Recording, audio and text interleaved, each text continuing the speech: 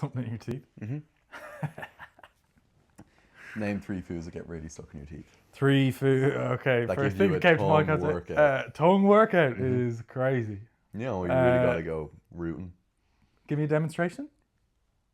Closed mouth, you can't see that shit. Foods that get stuck in your teeth. Like fruits. Skins of fruits, like apple. Do you ever get like a bit That of... is the fucking... And I was actually going to pop a word that we don't say in the podcast, but that's the most lame fucking... Man, that's like when you go to your friend's house and the mom brings out like apples. Shout out to that mom. Raisins. Shout out to that mom. Get out of here. Man, Almonds and raisins. Shout out to that mom. Almond Trail Andrew. mix. Like, Yeah, trail mix with no chocolate in it, with no M&Ms. Right, you give me your cool foods that get stuck in your teeth. Popcorn kernels get stuck in your teeth really bad. True. And they're really tough to Yeah, get out. okay. I'm down with that. Obviously, like, hard toffees. Yeah, I was thinking that. To be honest, to me, that was a lame food. I was like, that's too generic. Okay. I was thinking about things I actually eat. I don't eat toffee or popcorn. Cream crackers. We're talking... They get like cement into your teeth. They bind with your saliva and it forms like a cement and you're mixing it. It makes a filling. You get fillings on all of your teeth. Your teeth are all just smooth. Then on. Like you are in Ibiza and you have just straight Final lines boss, your the turkey teeth. Like, yeah, man, that's way cheaper. Just get paint it white. Jacob's cream crackers in the morning. You're ready to rock. Like I've told you about the world record for that. You can't do more than 3 in a minute without water. Oh, I think I've tried that before. Yeah, crazy. Humanly impossible if anyone's listening. Do you know, I did a similar thing with Milky Way bars. Oh? Yeah, like it just becomes like cement. Really? Yeah. See how many you can eat in like a minute. And fucked. Yeah. Yeah. Can't remember how many I got. It was funny though. Yeah. You feel sick as a dog afterwards too. Yeah, I'd say so. Andrew used to send me videos of him eating 48 chicken dippers. Man, that was the good old days. How would you describe chicken dippers to people? And now only that I think of it, Yeah. it's shaped like a spoon. You hold the little bit, and you dip it in sauce. There you go. They were ahead of their time. Man, the chicken nuggets, there's like 2 shapes of chicken nuggets, isn't there? Like McDonald's chicken nuggets. Yeah. Which one do you prefer? So what are we talking, like a... And it's kind of like a little, yeah. And then that. Yeah. Honestly. Yeah. Yeah? Yeah, I think like so. that? What? Yeah. It's like more... The other one looks like it has to be 1 bite. Yeah. Whereas that one, you can 2 bite it. Yeah. So I'm hardly 1 biting that. Then it leaves a weird shape. Like a crescent moon. Like, yeah. What are you grateful for today? What about you? Huh? What about you? What was the question? The chicken nuggets. Which do you prefer? Oh, yeah, no, I like them all. What about the wings? What about chicken wings? Ooh, I like the flat ones, I think. So you can No, crack them open and... No, I go like this. I go, and then you use your tongue and you like skip out the middle bit as you're going. Do a demonstration? Nah, it's alright. Okay. And you like the drumstick. No? Why'd you do it like that? I don't eat it like that. How do you Eat it from the side. How do you nibble on it like? Jesus.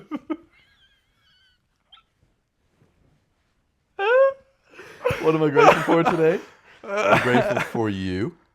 I'm grateful for all my friends, all the people close to me. Being able to talk about interesting wonders of the world that go on. Yeah. Interesting, what? interesting experiences of interacting with other people, with interesting pursuits and things like that. So yeah, navigating the unique interests and preferences of other people. Jeez. That was good. Yeah, and being able to go to friends and explore thoughts and explore other people's behavior. You know what? That's a banger, isn't it? Just being able to explore thoughts. Just being able to talk and think. Yeah. I love that. I think that's one of my favorite things in the world. Yeah. Is just talking. It's so like good. a lengthy like doing this. Man. Doing this. Doesn't get better than this. I love because it's such a uncommon dynamic to just sit down with your closest friend and just chat for an hour, 2 hours, 3 hours. Like, it'd be great if you got to do this all the time. People usually only do this when they're drinking. Yeah. That is fair. Yeah. Isn't it funny how when you're drinking, you're like, oh, it's that whole thing of telling your friends how much you love them and you freaking... why don't you do that normally? Why don't you?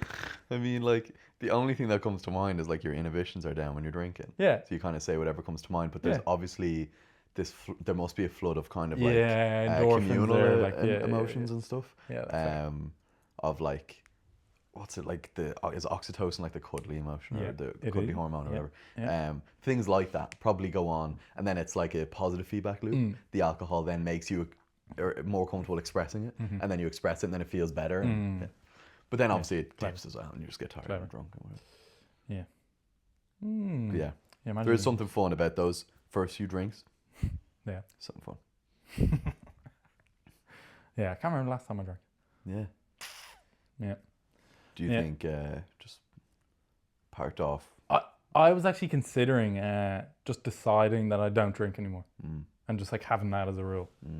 I don't think I need to, but I think it like part of me was just like, will I just like decide that and just like say no going forward? Because the last like few times I've drank on social occasions, I just always feel worse afterwards. I think, like the next morning I always feel worse than I did enjoying the social occasion. I think, which is not to say I don't enjoy the social occasions, but I could equally enjoy the social occasions not drinking and then not feel worse the following day. Yeah, I don't know if I get like disproportionately bad hangovers or whatever it is. I don't know. But yeah, I was considering just like deciding that I don't drink anymore. But I don't know. I'd still leave it open. I don't want to commit myself to a stance like that. But yeah. I could probably go easily the rest of my life without having a drink and not have any negative repercussions. Yeah. I think we discussed it before that your hangover experience, it's disproportionate compared to your average experience, where not only do people typically drink more often, and so they're more attuned to the feeling of being hungover, and the reaction is probably less extreme, but then also compared to baseline, their hangover is less of a discrepancy, whereas your baseline is like so consistent that a hangover is like, such a swing. Yeah, that is a really good point. That's a very good point. Yeah. What am I grateful for? I'm grateful for health. I'm grateful for the health of the people around me. I think that's the biggest one right now. Grateful to be alive and kicking, and everyone's good. You know what my dad says about drinking? Because he works in a bar. And about anyone, it doesn't have to be in the bar, but that you won't find your answer at the bottom of a pint. Oof. Yeah. Damn. Yeah. That's people like, go to it to comfort them, but it's not finding the answer, though. Yeah. Yeah. But talking, you find the answer at the end of a conversation. The end of a sweet, sweet conversation with your boy. Interesting, huh? That is a good one. Yeah. I like that. Damn, you got to chew on that one for a little while. Why are you making a face about that? I didn't make a face. It's just a peculiar thing to say. I'm not a dog. I'm not chewing on shit. Fuck. On the drumstick. Anyway. Right. Yeah. Back on the ground, brother. We're back on the ground. Yeah, you are. Yeah, you are. Yeah. Came back. It was time. I was ready. And thirst traps. Yeah. Put up the thirst trap. Man, it got like 80 shares or something. People are sending it around. Sending it to themselves. Man, this is the first time I ever have seen the shares. They used to have like a GDPR rule. Like last time I suppose it was a long time ago that I used Instagram. But they used to have a GDPR rule. I forgot that. Yeah. We used to be able to see it, and then it was gone. And then they got rid of it. Can you see it on stories? Nope. I never could. Maybe you can now, but I couldn't see any of those stats before. And then I came back on after I had posted the thing, and I had like 50 shares, and I was like, hey, yo. Cool. I didn't know we could see this again. Anyone repost? It said I had a repost, but I didn't get like a notification of who it was. So I don't know. Yeah, okay. And that being said, it was just like a topless video of me, so reposting it is kind of... I think that's cool. What is a repost? Because this is new for me. I'm not actually here. It goes on your feed. It's like you're posting it, is it? It doesn't go on your feed. Oh. But when your friends are in their reels... Yeah. You know, let's say if you reposted something, it will come up for me because Instagram knows I want to see what you're seeing. I thought it went on your feed because I was like, wow, someone have a shirtless video in their feed. I'll do that. But yeah. You can go into someone's page and if there's a repost section, you can see everything they've reposted. Yeah. But yeah, it was great. The reception was really good. People were very kind. It was funny. One of the big things that I noticed, and it kind of even ties in, as you were saying, like it's such a rare dynamic to be able to sit down with your friend and just talk for like hours and whatever. I found when I got rid of social media that like removing, kind of as we discussed, that like low level like form of interaction, whether it's just like a like or a comment or a story reply or a little back and forth, that it left more time for me to like connect properly with people who are actually like in my life. And then when I was with them, I was more present and whatnot. But coming back to social media, I am getting the little interactions of people that I wouldn't have been in touch with for months. And that was nice. It was a nice little reminder of, oh yeah, I do know all these people across the world.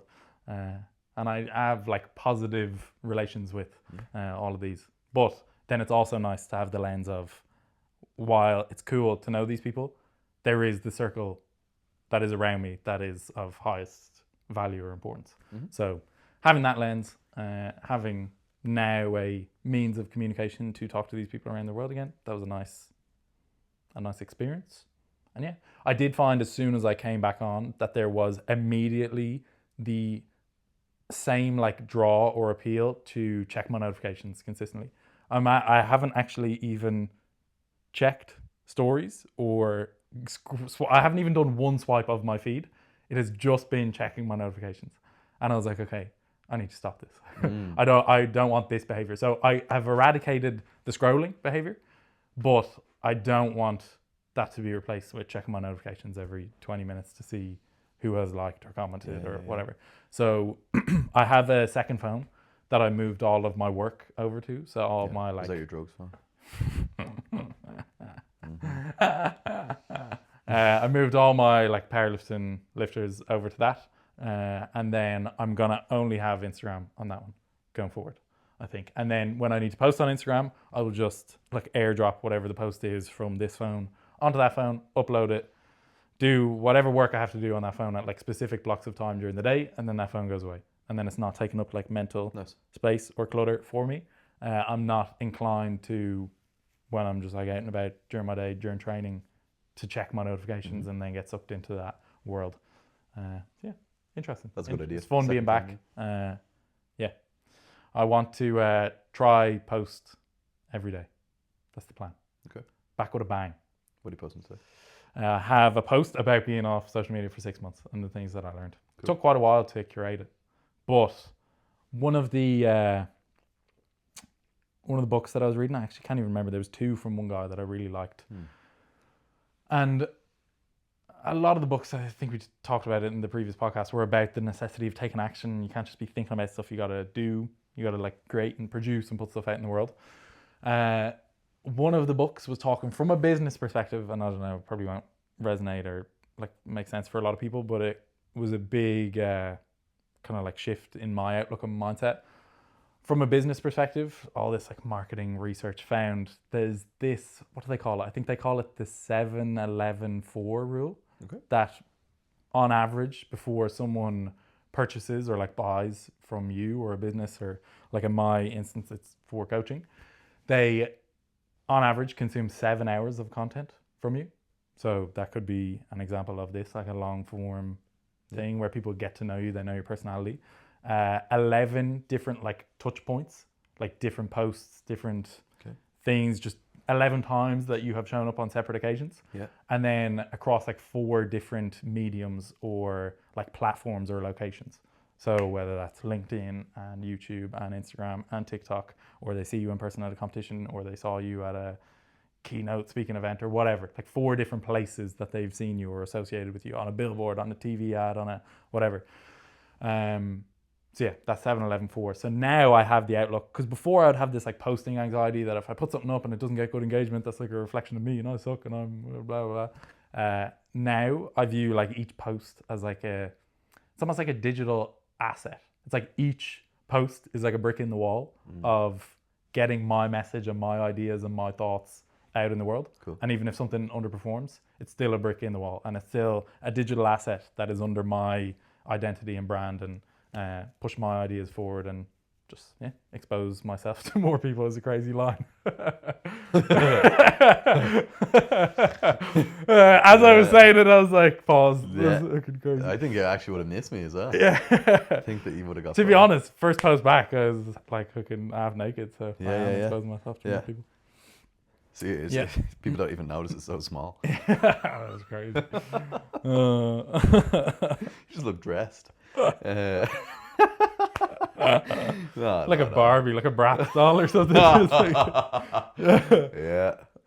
Yeah, you used to like draw it on. Insane. Yeah, but yeah, okay. The 7-11-4 is very interesting. Yeah.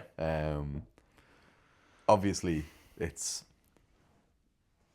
Specific. yeah, it's specific, so it's hard to generalize. But in general, the idea is like that many Yeah. occurrences, that much Yeah. time. It's not like they're going to see one post and go, "Who's Yeah. this guy? That's him. I want him." They need to see it more and more and more. Yeah. I think being confident in putting myself out there like that. Yeah. Whereas before I would have had doubts, like what? And I think I always had this when I was like posting. I would default think of like a few people, and I would be like, what would this person think when they view this post? And more often than not, it was people that the post is not actually intended to help. It's like, oh, they'd see this and they know this already. Meanwhile, I have 23,000 other followers who are not that like I'm thinking of my like peers and how the information I'm putting out is not like, it's not revolutionary for them, but then at the same time, it's not for them. So that's something that I've come back to and I'm more confident in doing now. And I'm glad that I am in that position, that I'm kind of treating social media more as just like a dumping ground for all of my thoughts and ideas and just anything that's in my brain that I want to like express or think is valuable or want to put out there. Whereas before I had this like sense that I needed to be like, have this perfect image or everything was like highly curated and kind of pristine. Now I just want to put as many of my ideas and thoughts out there and take as much action as possible. Not be paralyzed by like the anxiety of, like, am I going to be judged? What's someone going to think about me? If it can help some people, that's what I want to do. I want to put that out there. If it can be thought provoking or inspire some sort of change or anything like that. Yeah.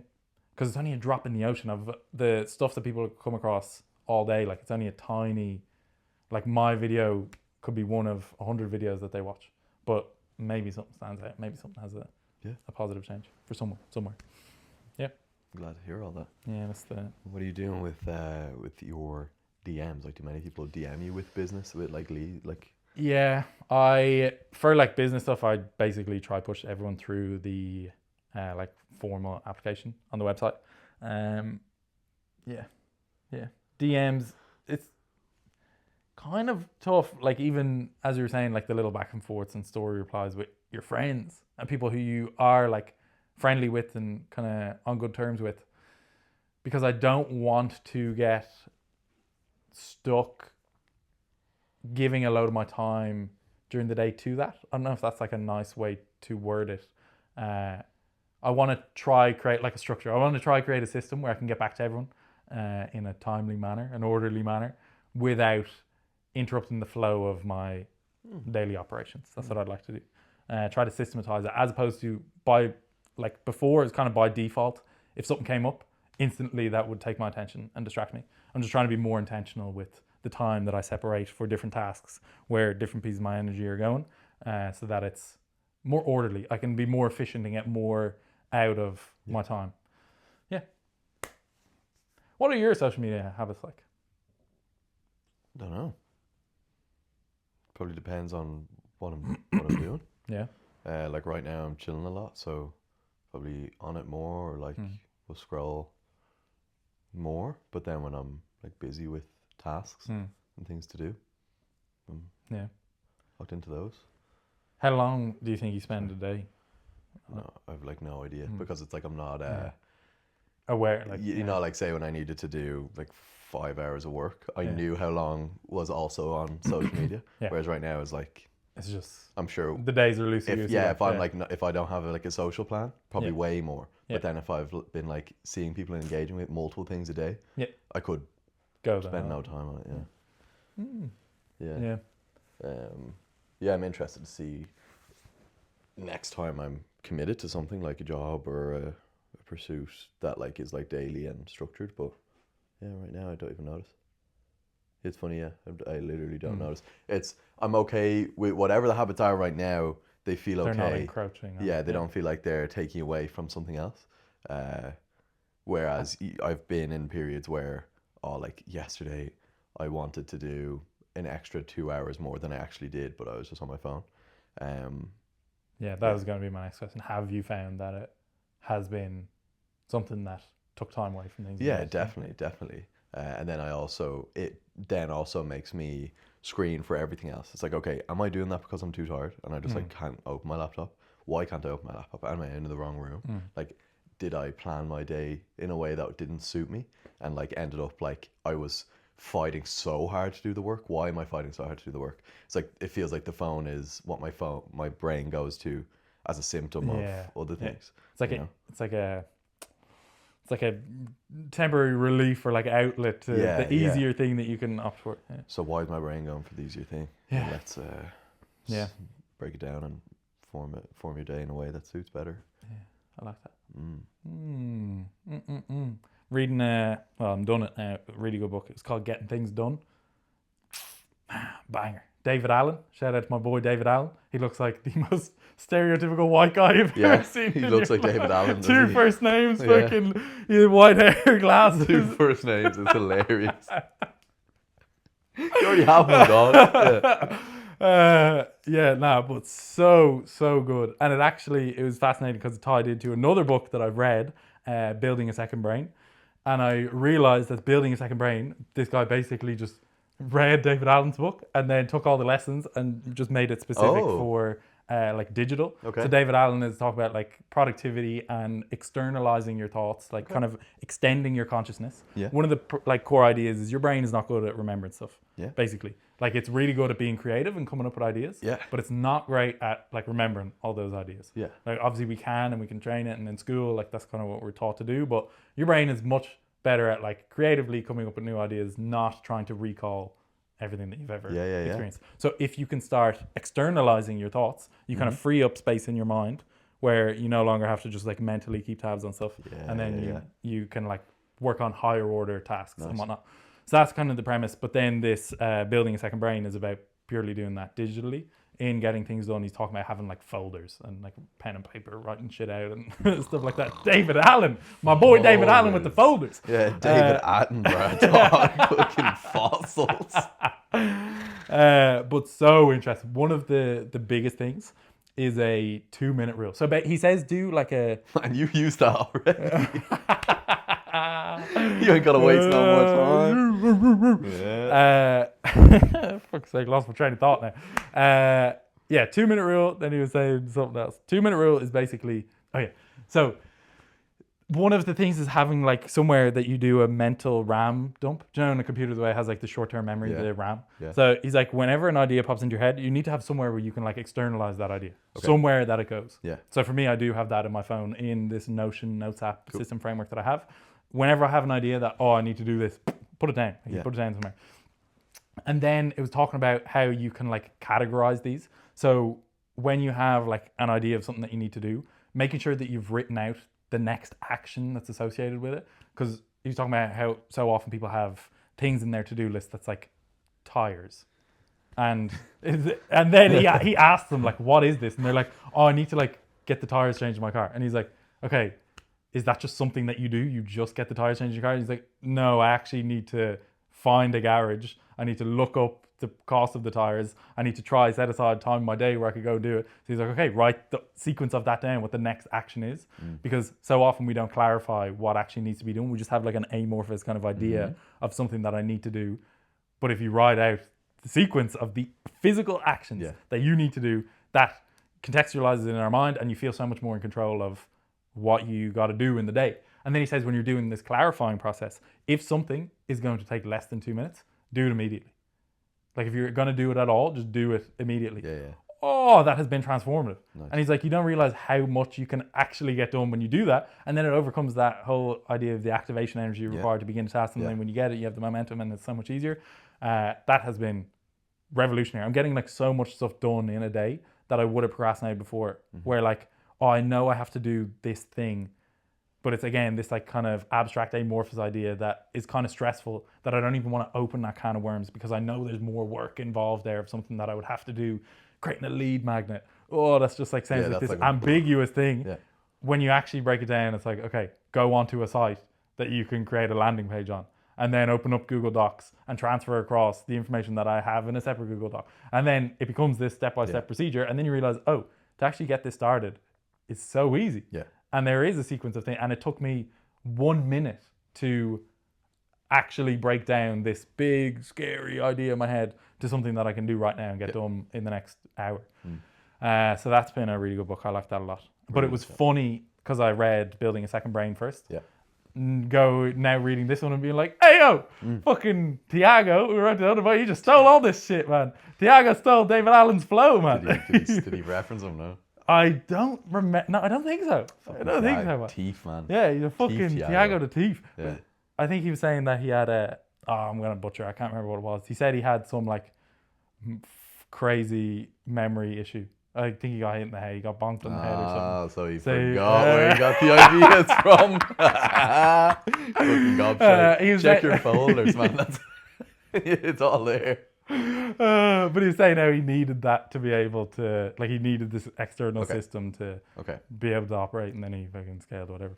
Yeah, I quite like all that though. Like we've talked about a lot of that. The 2-minute rule is great, and I think in my head I'm almost seeing it as like a time frame that you feel isn't a commitment. Yeah. Like if it's a 10-minute rule, like if you could do something like cleaning your room or something, you keep putting it off, but it's actually only going to take like 7 minutes. It's like, okay, just do it right now, and because otherwise you're going to do nothing for the next 7 minutes or next 10 minutes. I really like that 2 minute, 5 minute, whatever rule. And then it weighs on your head when you're then not. It weighs up, and it's like your to-do list is so long. Yeah. Then an hour passes, and now you've less time to do all these things. So I really like that. And then the breaking things down into actionable steps helps so much. And I think we've spoken about it like in different settings or different circumstances, but definitely really like that, because it goes from activation energy or energy required in your head. You're doing this calculation. What's the energy required to make a lead thing? It's like, first of all, there's so much energy to even figure out what that is. Yeah. But then, okay, can I do it in 2 minutes? Yeah, I'll do it right now. So what does that look like? Same as like, for me, it would have been essays, or it would have been assignments, more specifically a project. Okay, the project is fucking 3 months long. I can't do that right now. Okay, but what is something you could do in the next hour? And you like break it down into things that are so accessible. And the energy required is like, I actually do have that energy. He talks about this when you do the mental RAM dump, that you have everything in there. You start sorting it into projects. So if there is like a few different common things, a project is just whatever a task that you have to do that has multiple steps. So that would be the project, and then sorting it into project folders. But then he was saying, you don't do a project. Like, you don't just get your tires changed. You have to do action. You can only do actions related to the project. So, and then they make the project. Yeah, convincing yourself that I've got to do this project. I've got to do this big thing. Yeah. You don't. You can only do the action related to the project. That idea for me is like, boom, boom, boom, boom, boom. It was fireworks in my brain. I was like, this is revolutionary. It's like, I can't ever unsee this now. And it sounds so like superficial and straightforward, but it's like when you feel something in your bones. Oh, I love that. Yeah. So now, if there is something that I'm coming across and it's a 2 minute action, you must believe it's getting done now. Hell yeah. And then he's breaking it down into other things as well, because maybe there's some thoughts that come to your mind that aren't going to be actionable in a specific time, and how you can delegate through those. Or if it's not actionable, you can either like just trash it. Like, there's some stuff that you just don't actually need at all. Like, it came to your mind, or it's a certain file, or it's an old document that you have, and you just don't need to put it in the bin. Get rid of it. Get it off your mind entirely. Clear out that clutter and space. I like that. Or you can like put it in a resource folder where maybe someday I will need this and come back to it. If it's like an interesting piece of information, but it's not actionable right now, put it in this place over here where you could come back to it and get that. That's in the system, like the database stuff that I have at the moment. If I come across something that I like an article, I can put it into the specific resource or area that I want to reference later and come back and get inspired, and it just frees you up for like higher level thinking.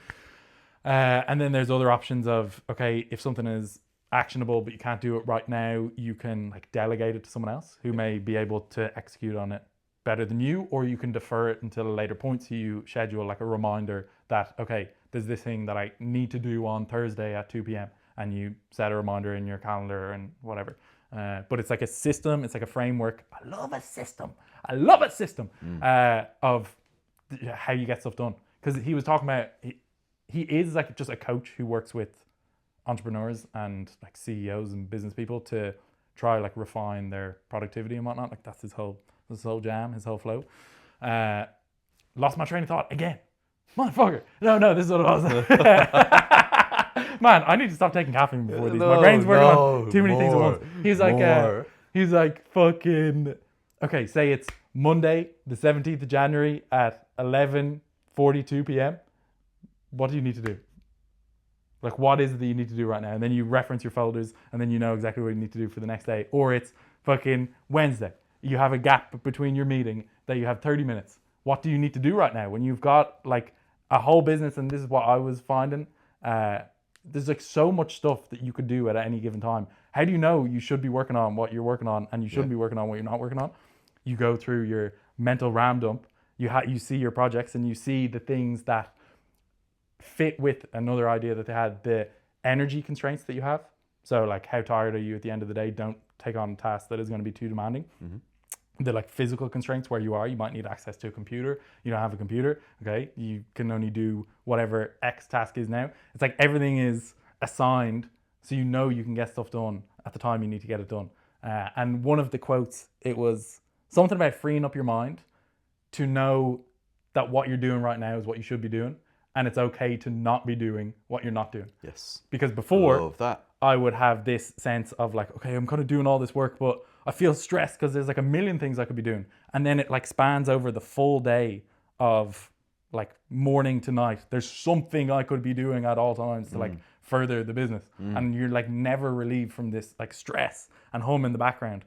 But now when you have everything laid out into the clear projects and you know, okay, I can do this at X time. This is what's more urgent. This is what can be deferred. This is blah, blah, blah, blah, blah. At any given time during the day, you can reference this system and know this is what I should do right now. And I'm okay not doing the other things because I know I'll get around to them in the other times that I have. Yeah. Really like that. It's weird, yeah. When I saw the name of the book and I saw David Allen on the front of it with his little glasses and his suit, I was like, it sounds so fluff. Getting things done. Like it sounds like the most fluffy title of the book pretty ever. fluffy. Yeah. It sounds like what am I going to actually get from this? Yeah. It's amazing. Yeah. It's amazing. What do we say? Up the fluff, man. Pregnant. Up the duff is great. the Yeah. I'm gonna say up the fluff. Up the anyway. fluff. Yeah. Yeah. Do you know what boofing is? Boofing. Yeah. What's that? I actually don't even know 100%. I think it's when you put like a medicine up your bum. Really? Yeah. Do you want a boof? We can boof. Yeah. Big boofer. Yeah. Yeah, that's an awesome idea. Really Coffee like that. enema. Sorry. Anyway. What's coffee enema again? You put coffee up your bum, like. Why coffee? I think they say it like gets into you quicker, like. Gets into you quick enough and you fucking drink it. The fuck? I don't know. Don't knock it till you try it. Like, man, people are doing it. Man, Like ever since- sun in your ass. Ever since you tried my iced coffee, you're like, can I put this in my ass? I can see how you got there. You like opened up the laptop. I can see this scene. You open up the laptop, you get home, you're like, that was actually really tasty. Let me just do a bit of research on coffee because that was curious and it's made me feel a certain way. Laptop open, Google, sign in, fucking fingerprint on the thing. And you're like, coffee. And like it gives you the options like, does coffee do this? How long does caffeine last from coffee? Yeah. Is coffee expensive? Where does coffee come from? Does it go in my ass? Yeah, and it does. Yeah? Yeah. Yeah. Do you have like a list on Notions of what things you can put in your ass? Yeah, it's in my resources file. Sure. Yeah. I've got some things to add to that. Yeah. Because otherwise it's just a constant hum in my mind. So I need to really systemize it, break it You need down. to get it out. Yeah. Get it in. Yeah, cool. Oh, crazy. Nice though. Yeah. I quite like that. I'm going to use that when I'm, I don't know, Yeah. just the rest of my life. I'll give you the book. Yeah. Give you the book. Cool. Was it physical or audio? Yeah, it's physical. Man, David Allen, he's living in the dinosaur times, man. He's never heard of Audible. I was trying to find it on Audible. It's not on it. No way. And then it also, I couldn't get it from the library. So I had to buy the physical one. Okay. I have a system. I always try to find it free on the library first. Yeah. And then if I can't do that, I'll go to Audible. And then if I can't get it on Audible, then I'll get the physical book on Man. Amazon. So, you know the way I was obviously in UCD. Before that I was in DCU. Yeah. And the library technically is where, like, say years ago, people would have been going to get all the articles that you need to read. Mm-hmm. Now they're just like online, more accessible. Do you know how much, like, an article, just like you would cite, you could cite 30 articles in one essay, 50 or whatever, because you're like reading so many things to get all this information together. Access to an article can be like hundreds of euro. What?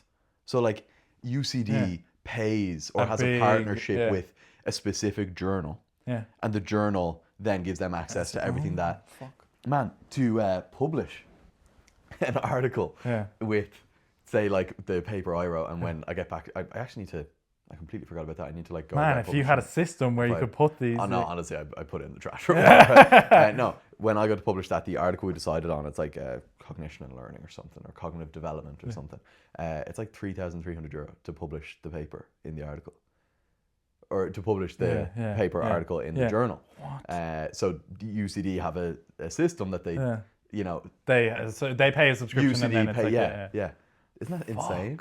And then okay, So what you really couldn't be publishing your papers if you're doing it yourself. what came to mind for me is then the funding for specific papers, and then how the funding can skew the results of the paper. Keep going, because we literally had like a whole module in our final year psych in DCU that was so useful, of like exploring the downfalls of just like large organizations and world and society as a whole. Is like, obviously science is set up to try just like formulate a bunch of information, but if the information doesn't suit the journal, they're not going to publish it. Yeah. I was then in one of the nutrition courses. They were discussing how a lot of companies who are funding nutrition research, they will put a clause in that if the results are not in favor, if they're not in favor of what they want to be publishing, you're not allowed to publish it. Isn't that like, Isn't that crazy? And then think about, as a young and upcoming, like, I don't want to be a researcher specifically. Let's say I want to be a researcher, or you want to do like nutrition research where you're really trying to knuckle down, like, what's the best thing for this? What's the best, food source while you're recovering from radiotherapy? I don't know what the fuck. Right? Whatever. Like, you not only do you need the money, but you also want your name out there so you can get the money the next time, and so on. It's like, you're going to start to just fall in line with just publishing what they want and just researching what they want, and other things get pushed away. It's kind of fucked, isn't it? Publication biases are And why does it cost so Wank. much? Who's getting that money? the journal. Yeah, for what? Money. You know what I mean? Like, there's someone up top of that journal who's swimming in it. You want to post some science? Yeah. Fucking, like, surely, just post it on Instagram. Man, it's got to the point, so like now there is a push of obviously the other half of like scientists who are like, let's just make an open framework. Like, everyone can post here. But then it's unregulated, and then That's also people no can one's getting post it. paid. Yeah. But then when it is regulated, you're kind of at the behest of the person who's regulating it, what their views and biases are, and they can try to be unbiased, but kind of everyone is biased. So it's an interesting, it's like a catch-22, isn't it? Yeah. It's just, man, everything in life, full stop. Yeah. You know, you can get so lost down that rabbit hole where you kind of just have to go, Yeah, so then what do? You just, I'm just not going to partake in any of this. or I'll just do my best. Yeah. You know, I'll stand for it in my life, and for like, I'll stand for In my little values in circle my of life, influence, I'm going to. And some people, that circle of influence ends up being huge. Like, let's say they're up the top of a huge company that has all this like kind of lobbying power, but otherwise, if you're living your life, you just live by your values, though. Yeah, try control down here first before you try to control the world. What? Control down where? Right, down here. Yeah. So What's that? Jordan Peterson has a thing about that. Like, if you control like, down here. I know a lot of people don't like him for different reasons, but it ties into the idea of you could not like certain parts of someone, but if they still have good information, try to take that. Something about like making sure your own house is in order before you try to change the world. So yeah, just focusing on what you can control first and foremost, making your bed, shit like that. That whole idea of just focus on what you can do, live by those morals yourself, and then as you go up the chain, then you can start influencing stuff. Yeah, rather than just like screaming angry at the world down here while you're not actually doing it's not helping yourself. Yeah. You know. Yeah. Control what you can control. Yes, sir.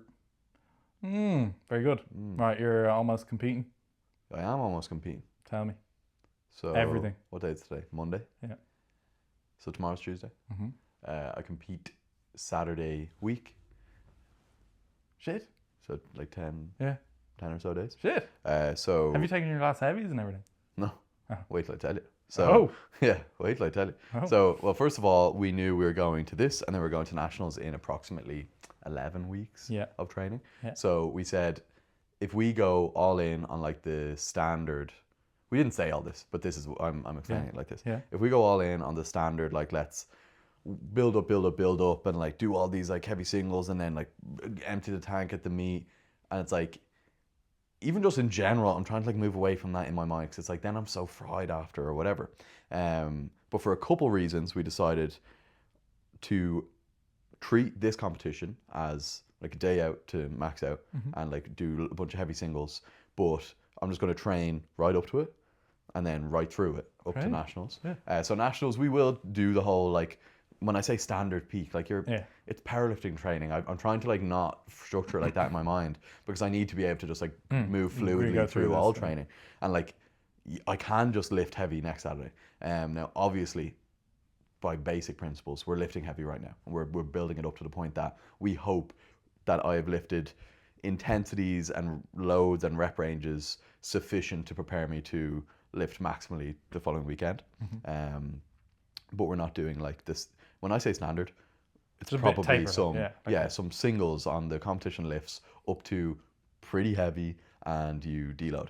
So right now I have, or another thing that went into this as well was when we first accepted the invite, I wasn't lifting like sets or weight that in 2 blocks time I could just start doing singles, because it was like I was so far from touching anything near near my comp PBs for a single that like my rep work didn't feel like I was prepared. Whereas if you were taking, you know, like rep work that was indicative that when I hopped into the singles block I'd be around there, it's like maybe we would have been more open to that, but this all just suited. So I wanted to have another block where I felt like we were building strength, we were putting in volume work, we were really working. So I've been doing, my primary work has been like basically twofold, is triples on an SBD day, and pause singles and a long pause bench single. So last week I tripled Sully. Sully's crying. In his sleep. He's chasing bunnies, man. Sully, baby. He's chasing bunnies. Yeah, please, Sully. Oh, poor baby. I just have to. It's okay. It's okay. No, good baby. So last week I took 245, 172, and 245 for 3, across the 3, and then paused 250, 182, and 250. Pretty good. Pretty good. Long pause 182. But then my volume across those days is like, boom, I've never been able for this. It's like I did 3 sets of pause sets with 212 on both squat and deadlift. Like any time I've ever took 250 for anything, it was the only time, it was like the only exertion I could manage for that week. It's like the back down was shit. It was one back down, and even if I dropped it majorly, it was still shit. It felt horrible. And then later in the week, I'd be crusty, I'd be fried, I'd be mentally drained. I'd go into the session, I'd be just kind of defeated. Whereas this time, it was like, I took those 245 triples, and then I paused 250 later in the week on both. I took 3 sets of back downs each on the same session. And then bench, I long paused 182 for a single, but then 155 for 4 sets of 3 long pause. I've never been that strong. Brother, he's cooking. I've literally never been that strong. So we've just been carrying the same momentum though, and it feels nice being in the block I am, where it doesn't feel like I've thrown all my eggs into this basket to like hopefully lift as much as possible next weekend. It's like, I am strong. I will lift as much as possible next weekend, but then we'll just keep training and keep carrying this momentum. Last few blocks, this training cycle has been fantastic, very fun. Amazing. But now it's like very much so amounting to like, whoa, like we're actually in those ranges of these are heavy weights. So this week is my final like full week of training where I'm doing the exact same thing. And then the following week, instead of the typical taper, which the last, I think I've done 15 competitions or something. I was gonna ask, what comp is this? I think this must be 15 or 16. I think it's 16. We will have always done this like openers, or used to be openers at the start of the week, and then like taper sessions going in. Then that got too heavy. So we're like, okay, we'll do last warm-ups at the start of the week. Then that was getting too heavy to the point that the last comp I had, I took like 210 on squat, and it was like, sore and like no energy and like RP9, and we were like, this is not good. Like we don't know whatever's happening. It's not conducive to the meet day. One thing that did go really well was into Euros last year when I squatted 287. That was like my week for SBD, where I'd been doing SBDs every Saturday prior. So some amalgamation of that. So what we're doing right now is on comp week, I'm going to do my day one SBD triples, and then like a taper bench session, and then my Saturday is the equivalent of where I would have been doing those pause singles across, and that's it. It's just like another training week, which is the heaviest. So that was, if I wasn't in comp, I would probably be pushing those pause singles a bit, and then, or I don't, but at this time, obviously we're pushing hard. So it's interesting, have fun doing that. And then maybe, going into nationals, even with the like singles, we still do something similar where I'm like, I hit my secondary sessions at the start of the week, and then instead of what was probably happening, I don't know, but like if I try break it down simply, I was probably just maxing out like a week out or 2 weeks out from comp. So, and then when I tried to take openers, I was still fried, but also I was probably a little bit checked out as well. A combination of all. So yeah, just giving all reins to Adam and just being like, I'll do whatever. Yeah. If I have to be like the best lifter possible, what do I do? And it's been going great. Yeah, you're on a real like hot streak with training. And man, not heavy. Yeah. That's the other thing, is like we've got back to this point of numbers talking in these number ranges without being the same body weight, which was like one of the main goals of mine. So I've been like 98 and a half. I've upped my carbs just like extra. Feels good, feeling full, feeling even more fueled, but not heavy. Amazing. Not carrying a belly that like I'm annoyed at, So now I'm just like happy at all times of the day, all times of the week. Baby, thriving. Yeah, thriving. Firing on all cylinders. Thriving is right. Yeah, just treating all my training seriously as well. Maybe been helpful. Yeah, I always do. We always have, but like everything, especially having because I think I was the one before you noticed you were like getting fried from your secondary days. I was like, I can't take heavy secondary days, and like I literally couldn't as well. It's like my fitness was just so low, but my fitness is so high to the point now that it's like twice a week I'm able to take around these weights. Obviously I'm getting stronger as well, so like had I tried that when I was weaker, obviously these exact same weights would have fried me. But it's interesting. Interesting. Is overall your volume higher now then? Because you were saying you were doing like one back off before. It got a little bit higher, but maybe like Adam has, like from the point we were at, manipulated it that it probably came down and is like went back up. But right now is the most volume I've ever done, but still probably less than other people, Like on the triples day, I do my squat, top set triple, and then bench. That's it. Like I don't have a back down. But then the back downs after the pause work is like heavier than any back downs I've ever done. But then also in the last few blocks, right now I don't have back downs after the triples, but I was, say when I was doing 4s or 5s or whatever it was, I was doing a good bunch of work at like a small percentage drop off. So yeah, it's nice. Feels like, I have volume across the week. Oh, I also started doing, as of his request, we like couldn't find a place in the week where my deadlifts felt consistent and strong. I think like a couple times in the block I may have felt decent, but then every other time I was just dead. And we were like looking at where they were in the week and what days I trained and when I did this squat versus this deadlift and whatever. So right now all my deadlifts are after squats and I'm feeling the best. It's surely something to do with I'm not tired by the time I get to my deadlift session, because I'm like still on my energy from whatever I brought into the squat session. Yeah. I lost my train of thought breaking into that. What was it saying? Volume, deadlifts. Oh, on Saturday, so the day after my pause singles, I have like a quad accessory and an RDL. So I've made that a front foot elevated lunge where I'm like going pretty heavy, like 40s, 42s, 44s. Knee sleeves, like straps. I'm like treating it like a tertiary squat kind of. And then like a B stance RDL, so kind of like a single leg, but I can do it way heavier. That's been cool. It's like, again, I always thought breaking into an extra day of work, even leg accessories full stop used to kind of feel oh, like I'm a little bit, my knees are sore here, or yeah, my knees haven't been sore, you know, and I'm like, I'm doing it 3 days, that kind of squat pattern, which is interesting. I think. Why is that, you think? Why? Wait, why? What? Why do your knees not hurt? It's like an idea that I spoke to James about ages ago, James Adcock. So we were just like riffing. Was it? Yeah, that was the word I was looking for. About these kind of things, and in like a paradoxical way, it's like my knees were sore because my fitness was low. So it's like I needed to be able to do more by doing a bit more. Yeah. Now that sounds tough at first. It's like, how do I do more? And Adam obviously just, stirred the pot in the right way. But I've eventually got to the point now where my body has like a higher capacity for work,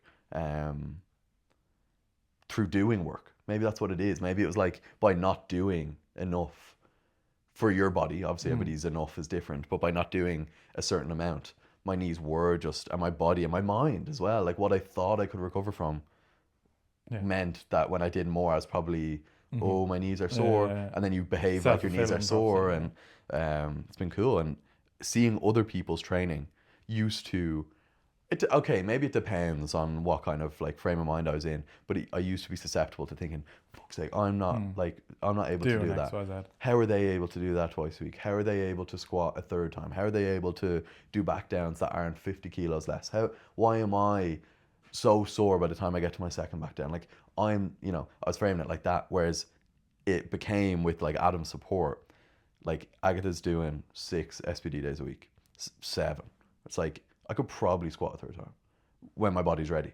And then viewing it like that, now it's like I can lunge and like my knees aren't sore. It's like I built up to it. I thought I took the ceiling off basically. I'm not saying I'm going to squat 7 days a week ever, but what I viewed as appropriate changed. Then even recently, like I noticed the difference. Obviously, it's maybe different based on personal relationships as well. But I saw Adam Duane squat 300 for 2. Did you see that? No. So crazy, crazy, and actually like international crazy, no? Yeah. Like, what are Duran's like 317. Yeah. Like that's huge. That's not far off from 300 for 2. So when I saw that, there used to be times where I'd see people doing that, and I'd be like, I'm shit. Like, how are they doing that? Whereas that was like, man, like he just trains like a dog all the time and like continually progresses. I've been continually progressing. That's going to be me soon. Not right now. I couldn't just slap it on right now, but like it's possible. It's possible. The ceiling isn't actually there. It's like it's a we're not talking comparison now. I'm not talking 400 for 2. It's like these numbers are attainable. They're on the horizon. So long as I maintain this optimistic, hopeful, positive approach. So very fun. Very fun. That. Yeah. Amazing. So just keep dogging it out. Yeah. What about your training? I was actually going to say, like right now, we just had a good look at your body. Yes, you did have a good look. Are your calories down further? I'm eating around like 2,400, 2,500 calories and still trending down at around like 1% average body weight loss. I was 87 flat the other day. So we're very light. I think I'm going to probably go down maybe to like 84, 83. That's going to be a bit wild. Yeah, I want it to be a bit wild. Like I want to achieve a physique that's like, whoa, shit. Yeah. That also allows you to come back up. Yeah, big like runway of gaining ahead. Yeah. So yeah, my training at the moment, can't even remember. I'd need to look back at the podcasts when I took squat and deadlift out. Probably 3 weeks ago at this stage, 4 weeks ago maybe even. Amazing. It's so nice coming into the gym and just being able to come in, train, get my session done in an hour, go home and do like other work and life bits. Yeah. No longer feeling any sort of like stress from comparison to other people. It's just like a huge, not like a weight off my shoulders because it wasn't like a burden, but it's just very freeing because for 7 years probably prior to that, I had never gone more than a week without squatting and deadlifting. So there had never been a point over those 7 years that I and you wouldn't have felt okay if you did. Yeah. Oh well, I would have been so stressed out. Whereas now, it's just like liberating. There's a whole world out there of physical expression and being able to train that isn't just isolated to that. Now, obviously, I will come back to it at some stage, like when I hit the bottom of the deficit. But it's been very nice being able to just switch off athlete Andrew for a while, because when that was the priority, and it was like at the forefront before everything else. Whereas now I get to take a step back and just like focus on being a coach, focus on life stuff, focus on business stuff, just get to get leaner, feel healthier, enjoy the day-to-day stuff, enjoy the changes in my physique, because there's never a time where that was even like on the cards. It was always performance focused. There was never a time where I could have done what I'm doing now without the stress of like, there's a competition in 12 weeks. I need to not fuck around. I need to like get locked in so I can maximize performance by this time. So yeah, just enjoying it. Really enjoying it at the moment. And yeah. Nothing major other than that. Sounds good. It's nice seeing you lifting heavy weights. To live vicariously through you. Hell yeah. Get to experience all that. Yeah. So, yeah. You, the week after my competition, are coaching. Yep. At bench. Going to bench Euros.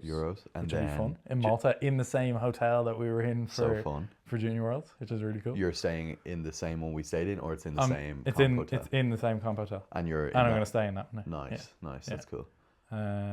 Be interesting to see who's there, like internationally from the other countries. Yeah. I don't know if we talked about that before, like what coaches they send. Yeah. Because obviously would be familiar with a lot of the international people. Yeah. So yeah, it'd be good to see just who I come across. And then signed the contract for TUD. That was cool. That's locked fun. in for that for When's the that next year. start?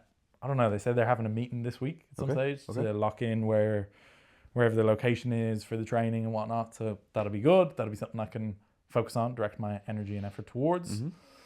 Yeah, things are going great. Really cool. Going great. Really cool. Across the board.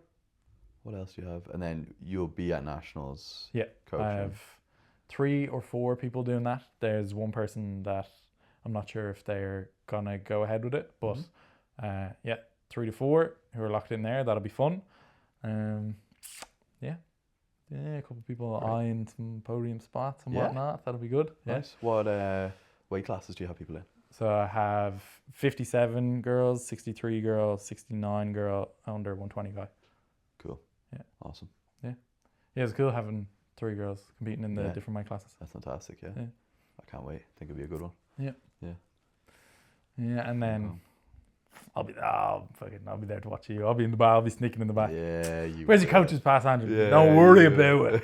Don't worry about it. Right? You Don't worry about it. That's a great accent. You've a good you've a coach's pass just tattooed on your chest. Yeah. Yeah, you'll be there. You'll be there. It'll be That'll good be crack. fun. Yeah. And it's nearby as well. Yeah. It's always nice. Yeah. Hell yeah, brother. Yeah. Hell yeah. What else is going on? Any other weird or wonderful things that you've come across? No, it's my birthday soon. Hell yeah. The big 24. Next Thursday? Yeah. The big 24, dog. Sir. Yeah. Is 24 young or old? I don't know. I'm kind of...